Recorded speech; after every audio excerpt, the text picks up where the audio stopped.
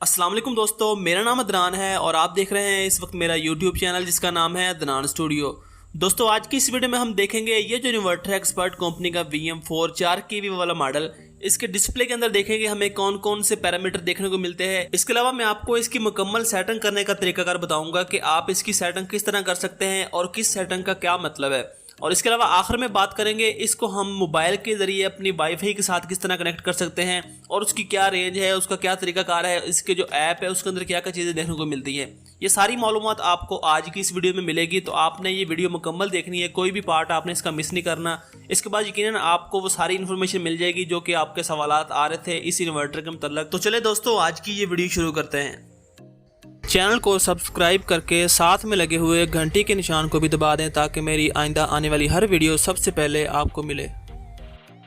दोस्तों, यहाँ सबसे पहले हम बात कर लेते हैं इसके डिस्प्ले के बारे में कि इसके डिस्प्ले के अंदर हमें कौन कौन से पैरामीटर देखने को मिलते हैं। तो जैसा कि आप देख सकते हैं, मैंने जिससे इसको ऑन किया है इसके डिस्प्ले के ऊपर हमें एक इंडिकेशन देखने को मिल रहा है जो कि BP के नाम से बार बार ब्लिंक कर रहा है, क्योंकि हमने इसके साथ बैटरी अटैच नहीं की। जब हम इसके साथ बैटरी अटैच नहीं करेंगे तो ये इंडिकेशन ऊपर आएगा। इसके साथ ही आप देख सकते हैं नीचे इसके जो वाप्टा से हमें जो वोल्टेज मिल रहे हैं इनपुट पर वो 214 वोल्ट है, आउटपुट के ऊपर भी ये 214 वोल्ट दे रहा है। इसके बाद दोस्तों, हमने जब इसका अगला पैरामीटर देखना है उसके लिए इसके जो राइट साइड पर 3 बटन लगे हुए हैं, इसके ऊपर वाले दोनों बटन में से कोई भी बटन आप प्रेस करेंगे तो इसका जो अगला पैरामीटर वो आपके सामने आ जाएगा। तो जैसा कि आप देख सकते हैं, मैंने इसका जो दरमियाना वाला बटन है वो प्रेस किया है। इसके बाद जो अगली वैल्यू हमारे पास आई है वो इसके हर्ट्स हमें ये बता रहा है पाकिस्तान में, क्योंकि ये 50 हर्ट्स की बिजली आती है जो कि वाप्टा की तरफ से आती है, इसलिए यहाँ पर भी ये हमें 49.8 तकरीबन ये 50 हर्ट्स ये शो कर रहा है।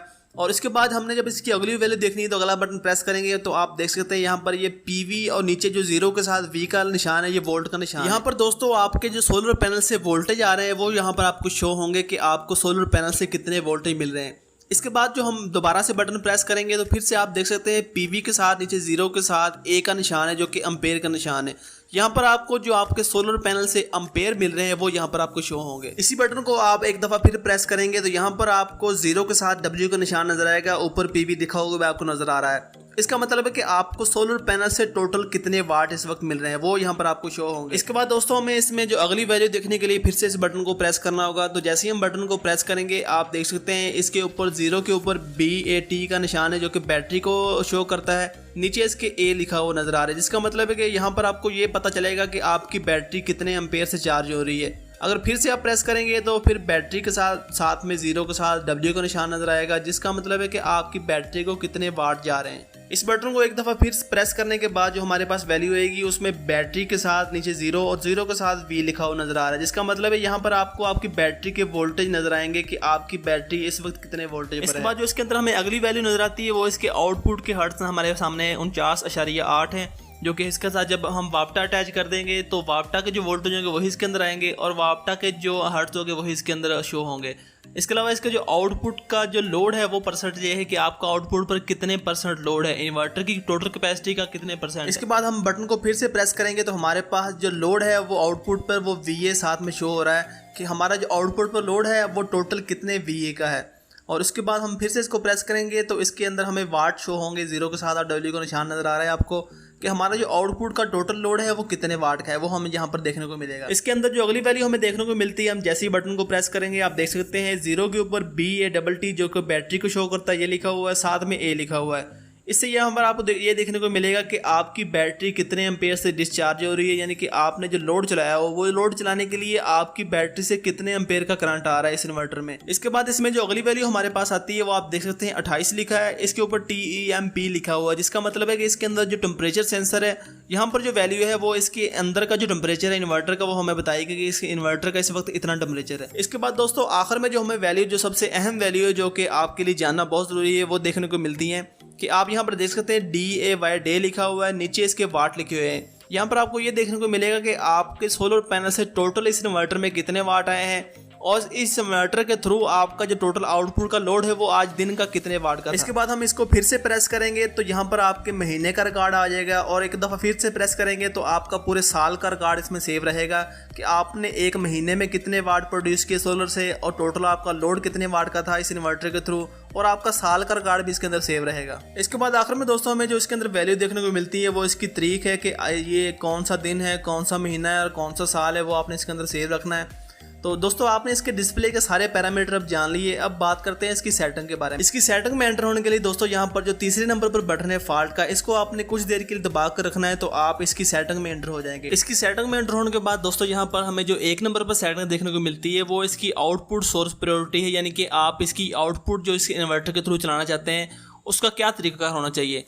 तो हम इस इन्वर्टर की जो सेटिंग है एक नंबर पर इसमें एंटर होने के लिए यहाँ पर जो तीसरे नंबर पर बटन है फॉल्ट का उसको प्रेस करेंगे, तो आप देख सकते हैं ये इसकी सेटिंग ब्लिंक करना शुरू होगी। यहाँ पर दोस्तों जो SUB वाली सेटिंग है इसको आप जब सेलेक्ट करेंगे तो इस वक्त जो आपका आउटपुट का लोड चल रहा होगा वो सबसे पहले इसकी जो प्रायोरिटी होगी वो होगी सोलर, यानी कि सोलर से सबसे पहले वो लोड आपका चलेगा। सोलर ना होने की सूरत में या सोलर कम होने की सूरत में वही लोड आपका वाप्टा के ऊपर शिफ्ट हो जाएगा, और वाप्टा ना होने की सूरत में वही लोड आपका बैटरी के ऊपर शिफ्ट हो जाएगा।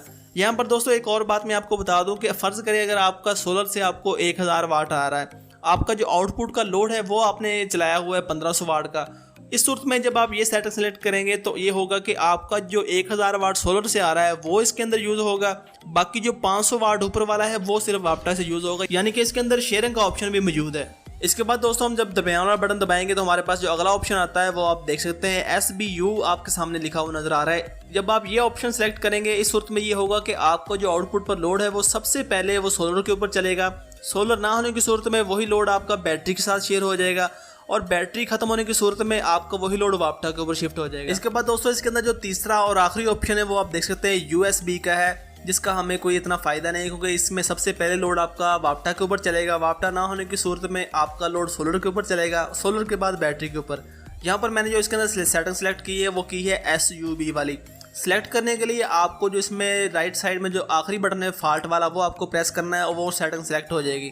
तो इसके बाद जो हम अगली सेटिंग में जाते हैं, आप देख सकते हैं हम जैसे ही इसको बाहर आए हैं दूसरे नंबर पर जो हमें सेटिंग देखने को मिली है वो आप देख सकते हैं इसके ऊपर लिखा हुआ है 20। इसके अंदर जब हम दोस्तों एंटर होंगे तो यहाँ पर हमें 10 से लेकर 80 तक हमें वैल्यू देखने को मिलेंगी, जो कि इसके बैटरी की चार्जिंग की एम्पेयर है कि जब आपने इसकी बैटरी को चार्ज करना है तो वो कितने एम्पेयर से चार्ज करना है। तो यहाँ पर मेरे इस जो इन्वर्टर के साथ जो बैटरियाँ लगनी है वो 200 एम्पेयर की बैटरियाँ हैं, तो 200 एम्पेयर के लिए जो इसका 10% होता है वो 20 एम्पेयर होता है। तो यहाँ पर हम इसका 20 एम्पेयर सेलेक्ट कर लेंगे। इसके बाद दोस्तों जो तीसरे नंबर वाली सेटिंग है इसको आपने ऐसे रहने देना, इसको आपने नहीं छेड़ना। और जो इसके अंदर आगे सेटिंग है वो तीसरे के बाद 5वां नंबर आता है, तो 5वें नंबर पर जो इसकी सेटिंग है वो सबसे अहम है, ये है इसकी बैटरी सिलेक्शन की सेटिंग। इसके अंदर हम एंटर होते हैं और ये मैं आपको थोड़ा तफसील से बताता हूँ बैटरियों के बारे में। इसके अंदर जो सबसे पहला ऑप्शन हमें नज़र आता है वो आता है FLD का। FLD का मतलब है फ्लडेड बैटरी, जो कि हमारी तेजाब वाली बैटरी, अगर आपने वो नई बैटरी लगाई है उस सूरत में आप ये सेटिंग सेलेक्ट करेंगे। इसके बाद जो बैटरी सिलेक्शन का अगला ऑप्शन हमारे पास आता है वो आप देख सकते हैं, वो इसके अंदर AGM लिखा हुआ नज़र आपको आ रहा है। यहाँ पर दोस्तों अगर आपके पास ड्राई बैटरी है, कोई भी ड्राई बैटरी आपने लगाई है, तो उस सूरत में आप ये सेटिंग सेलेक्ट करेंगे तो ये इसको ड्राई के हिसाब से इसको चार्ज करेगा। इसके बाद दोस्तों जो इसके अंदर अगली सेटिंग हमें देखने को मिलती है वो है USE की, जिसका मतलब है यूज़र डिफाइन, जो कि मेरी फेवरेट सेटिंग है। फेवरेट इसलिए कि जब आप ये सेटिंग सेलेक्ट करेंगे इसके बाद आपके पास ये ऑप्शन होगा कि आप अपनी जो बैटरियों की चार्जिंग की जो वोल्टेज है, बल्क चार्जिंग और उसके अलावा फ्लोटिंग चार्जिंग और कट ऑफ वोल्टेज, वो आप अपनी मर्जी से सिलेक्ट कर सकते हैं। क्योंकि दोस्तों जब बैटरियां नई होती हैं उनकी जो चार्जिंग का तरीकाकार होता है वो और होता है, जब बैटरियां पुरानी होती हैं उनका तरीकाकार और होता है। तो यहाँ पर ये सेटिंग आपको ये आज़ादी देती है कि आप अपनी मर्जी से बैटरी के मुताबिक उसके वोल्टेज सेलेक्ट करें। इसके बाद दोस्तों जो इसके अंदर 6 और 7 नंबर वाली सेटिंग है, 6 नंबर वाली सेटिंग इसका मकसद के लिए है कि जब आपके इन्वर्टर की कैपेसिटी से ज़्यादा इसके ऊपर लोड चल जाए उस सूरत में क्या आप अपने इन्वर्टर को रीस्टार्ट करवाना चाहते हैं या नहीं। इस तरह जो 7 नंबर वाली सेटिंग है वो है अगर आपका इन्वर्टर का टेम्परेचर ज़्यादा हो जाए तो उस सूरत में क्या आप अपने इन्वर्टर को रीस्टार्ट करवाना चाहते हैं या नहीं। तो ये दोनों सेटिंगें आपने एनेबल कर लेनी है। उसके बाद जो 9 नंबर वाली इसके आगे 9 नंबर वाली सेटिंग है वो आपने इसके ऊपर 50 ही रहने देनी है, उसको आपने नहीं छेड़ना। इसके बाद जो इसके अंदर 10 नंबर वाली सेटिंग है इसको आपने नहीं छेड़ना, इसको आपने 230 वोल्ट ही रहने देना है, ये इसकी आउटपुट के वोल्टेज है। इसके बाद जो इसके अंदर 11 नंबर वाली सेटिंग है वो है आपने इसकी बैटरी को बिजली के थ्रू वाप्टा के थ्रू कितने एम्पेयर से चार्ज करना है। ये भी यहाँ पर भी आपने 20 एम्पेयर सेलेक्ट कर लेने हैं, क्योंकि मैंने आपको पहले कहा कि जितनी कैपेसिटी की आपकी बैटरी हो उसका 10% आपने उसको चार्ज देना है, यानी कि यहाँ पर इसके साथ 200 एम्पेयर की बैटरी लगनी है। तो मैंने इसके 20 एम्पेयर सेलेक्ट कर लिए हैं। सोलर के थ्रू भी 20 एम्पेयर से चार्ज होगी और बिजली के थ्रू भी 20 एम्पेयर से ज़्यादा चार्ज नहीं होगी। इसके बाद दोस्तों जो इसके अंदर 13 नंबर वाली सेटिंग है इसके अंदर आपने वोल्टेज सिलेक्शन करनी है। ये उस सूरत में इस्तेमाल होगी जब आपने शुरू में इसकी सेटिंग SBU पर की होगी। उस सूरत में ये होगा कि जब सोलर के बाद आपका जो लोड होगा वो बैटरी के ऊपर चल रहा होगा तो आपने अपनी बैटरी की वोल्टेज यहाँ पर सिलेक्ट करने की आपकी बैटरी कितने वोल्टेज पर आए तो वो बैटरी से हटकर सारा लोड वो वाप्टा के ऊपर शिफ्ट हो जाए।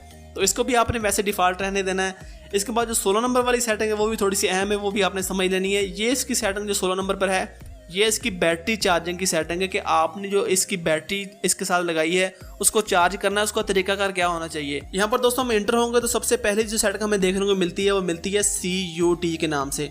इसका मतलब है सोलर एंड यूटिलिटी। जब आप ये सेटिंग सेलेक्ट करेंगे उस सूरत में ये होगा कि आपकी बैटरी सारा दिन जब सोलर होगा उस वक्त सिर्फ और सिर्फ सोलर से चार्ज होगी, जब सोलर नहीं होगा उस सूरत में वो आपकी बैटरी वापटा के थ्रू चार्ज होगी।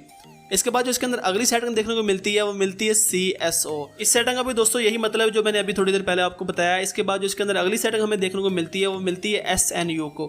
जब आप ये सेटिंग सेलेक्ट करेंगे इस सूरत में आपकी जो बैटरी होगी वो एट अ टाइम सोलर और वापटा दोनों को मिक्स करके चार्ज करेगी, यानी कि दिन के वक्त सोलर भी होगा और वापटा भी होगा, तो आपकी जो बैटरी होगी वो दोनों को मिक्स करके दोनों से करंट मिक्स लेकर वो चार्ज करेगी। इसके बाद इसमें OSO की सेटिंग है। अगर आप ये सेटिंग सेलेक्ट करेंगे तो आपकी बैटरी सिर्फ और सिर्फ सोलर से चार्ज होगी, उसके अलावा वापटा से आपकी बैटरी चार्ज नहीं होगी। तो दोस्तों यहाँ पर जो मैंने सेटिंग सेलेक्ट की है वो की है SNU की, यानी कि मैं चाहता हूँ कि जो हमारी बैटरियां हैं वो सोलर और यूटिलिटी यानी कि वापटा दोनों से मिक्स होकर चार्ज हो। इसके बाद दोस्तों जो इसकी 18 नंबर से लेकर 25 नंबर तक की सेटिंग है वो आपने इसके यूजर मेनू से देकर अपनी मर्जी के मुताबिक इसके जो अलार्म है, इसकी जो LCD की लाइट है वो अपनी मर्जी से डिसेबल या इनेबल कर सकते हैं। यहाँ पर दोस्तों मैं आऊँ 26 नंबर वाली सेटिंग पर जो कि काफी अहम सेटिंग है। ये इसके बल्क चार्जिंग के वोल्टेज है। जब आपने इसके अंदर USE की सेटिंग सेलेक्ट की होगी शुरू में तो वहां पर आपका ये आपके पास ऑप्शन होता है कि आप यहां पर इसके जो बल्क चार्जिंग के वोल्टेज हैं वो आप अपनी मर्जी से सिलेक्ट कर सकते हैं अपनी बैटरी के मुताबिक। तो मैं यहां पर दोस्तों जो बल्क चार्जिंग के वोल्टेज इसके सेट करने लगा हूं वो करने लगा हूं 29.2 वोल्ट। तो आप भी अपनी बैटरी के मुताबिक उसके जो वोल्टेज है वो सिलेक्ट कर सकते हैं यहाँ पर। इसी के साथ दोस्तों जो 27 नंबर पर सेटिंग है वो इसके फ्लोटिंग चार्जिंग के वोल्टेज है, वो भी आप अपनी मर्जी से सिलेक्ट कर सकते हैं कि जब आपने इसकी बैटरी को फ्लोटिंग चार्जिंग देनी है वो कितने वोल्ट से देनी है। तो यहाँ पर मैं इसको 27 से 27.2 वोल्ट के दरमियान कंसीडर करता हूँ। आप इसके दरमियान में कहीं पर भी रख सकते हैं, 27 वोल्ट भी रख सकते हैं, 27.1 वोल्ट और 27.2 वोल्ट भी रख सकते हैं। इसके बाद जो इसकी 29 नंबर पर सेटिंग है वो है इसकी लो DC कट ऑफ वोल्टेज, यानी कि आपकी बैटरी कितने वोल्टेज पर आए तो आपका जो इन्वर्टर है वो बैटरी को कट ऑफ कर दे। आखिर में दोस्तों यहाँ पर बैटरी इक्वलाइजेशन की सेटिंग मौजूद है जो कि हम किसी अलग वीडियो में तफसील से इसके ऊपर बात करेंगे। इसका तरीकाकार क्या है, ये क्यों की जाती है, इसका फ़ायदा क्या है, इसका नुकसान क्या है, ये सारी चीज़ें हम किसी और वीडियो में कवर करेंगे। अब आखिर में दोस्तों मैं आपको दिखाता हूँ इसकी जो मोबाइल ऐप है उसके ज़रिए हम इसके इन्वर्टर के अंदर जो वाईफाई हॉटस्पॉट है उसको कैसे वाईफाई के ज़रिए कनेक्ट कर सकते हैं। तो यहाँ पर आप देख सकते हैं मेरे पास इसकी ऐप मौजूद है जो कि मैंने इंस्टॉल की हुई है। अगर आप भी इंस्टॉल करना चाहते हैं आपको डिस्क्रिप्शन में इसका लिंक मिल जाएगा। तो जैसे ही मैं इसको ऑन करता हूँ, ऑन करने के बाद इसके अंदर जो हमें कनेक्ट डिवाइस का ऑप्शन मिलता है इसको क्लिक करते हैं और वाईफाई को ऑन करते हैं। वाईफाई को जैसे ही मैं ऑन करूँगा इसके अंदर हमें जो डिवाइस मिलेगी वो आप देख सकते हैं यहाँ पर उसका पासवर्ड नहीं होता कोई भी, उससे डायरेक्ट ही हम उसको कनेक्ट कर सकते हैं। इसके बाद रिफ्रेश करेंगे और रिफ्रेश करने के बाद हमारा जो ये इन्वर्टर का जो ऑप्शन है वो आप देख सकते हैं यहाँ पर आ गया है। इसको जैसे ही मैंने क्लिक किया है तो इन्वर्टर हमारा इसके साथ कनेक्ट हो गया है। इसके साथ ही दोस्तों हम अपने इन्वर्टर के सारे पैरामीटर इसके जो मेन पेज है इसके ऊपर सब कुछ देख सकते हैं। आप देख सकते हैं इसके ऊपर जो इसके वोल्टेज है, इसके बैटरी के वोल्टेज, आउटपुट कितने % लोड है, बैटरी कितने एम्पेयर से चार्ज डिस्चार्ज हो रही है, वो सब हम इसके ऊपर देख सकते हैं। इसके साथ ही हम अपने इन्वर्टर की सेटिंग भी कर सकते हैं जो कि हम डिस्प्ले के जरिए करते हैं। अगर हम चाहें तो यहाँ पर भी वो सेटिंग सारी कर सकते हैं। इसके अलावा दोस्तों यहाँ पर मैं आपको ये बात बता दूं कि ये जो वाईफाई का ऑप्शन है ये इससे पिछले जो VM3 वाले मॉडल थे उनके अंदर ब्लूटूथ वाला ऑप्शन था। ब्लूटूथ का ये उसकी रेंज कम होती है, वो अगर आप कमरे से बाहर जाएँ तो उसके सिग्नल ड्रॉप हो जाते हैं। लेकिन ये जो वाईफाई हॉटस्पॉट है इसका ये कि ये इसके सिग्नल पूरे घर में होते हैं। आप पूरे घर में कहीं पर भी बैठे हुए अपने इन्वर्टर की सेटिंग भी कर सकते हैं, उसके लोड वगैरह भी देख सकते हैं, एक एक चीज़ उसके ऊपर देख सकते हैं। उम्मीद करता हूँ कि दोस्तों आज की ये जो वीडियो आपको पसंद आई होगी।